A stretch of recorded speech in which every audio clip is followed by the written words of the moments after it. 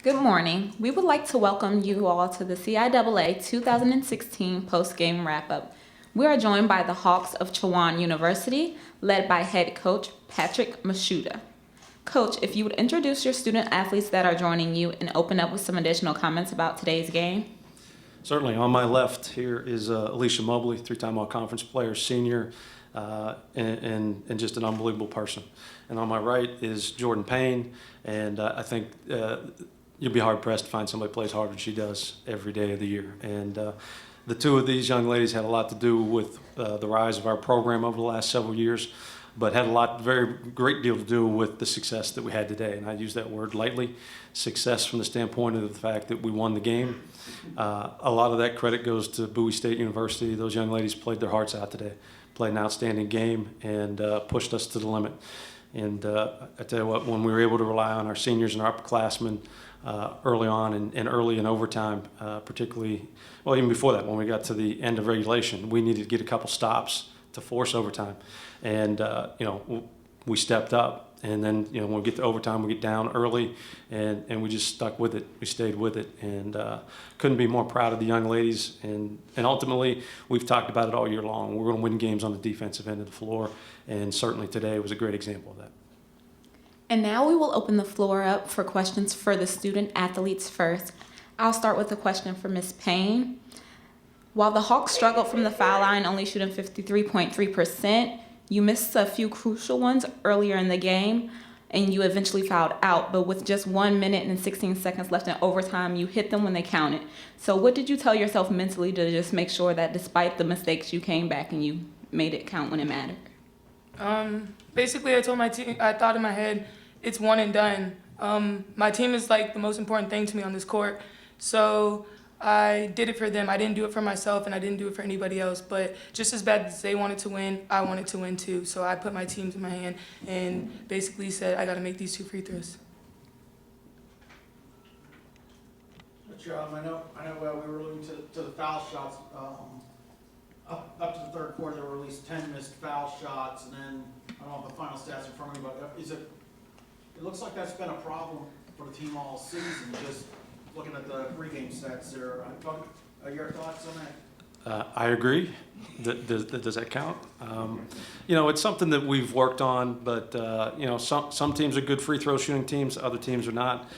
We spend time every day working on free throws, and there's 2 schools of thought with that. You can either keep working on it and develop a negative mindset, or you can not work on it and just step to the line and make some free throws when they count. And ultimately, Jordan's had an up and down year from the foul line, but I don't recall a time when the game was on the line or when it mattered most that she didn't come through for us.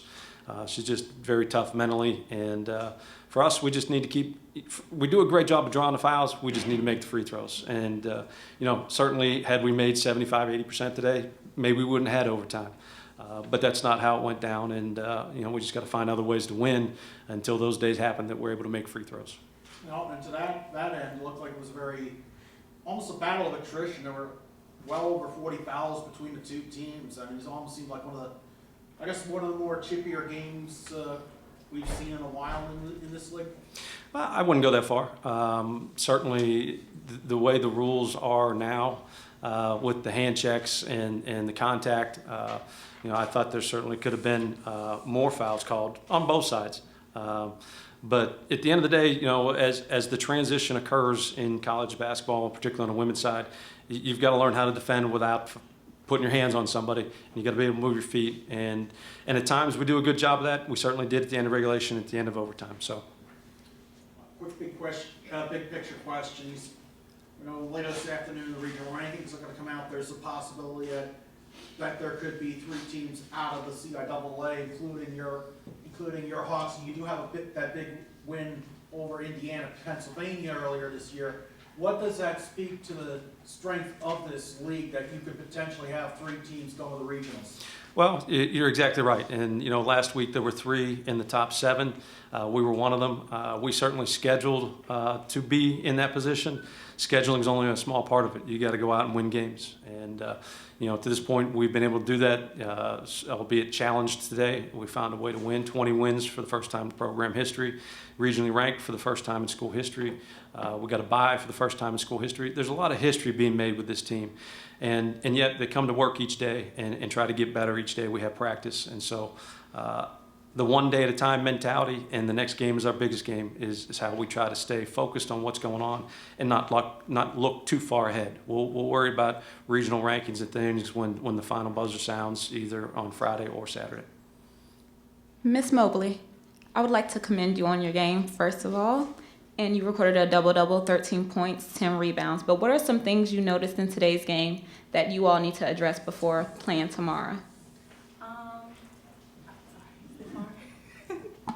just feel like overall we actually did great on defense. That's what our main focus on.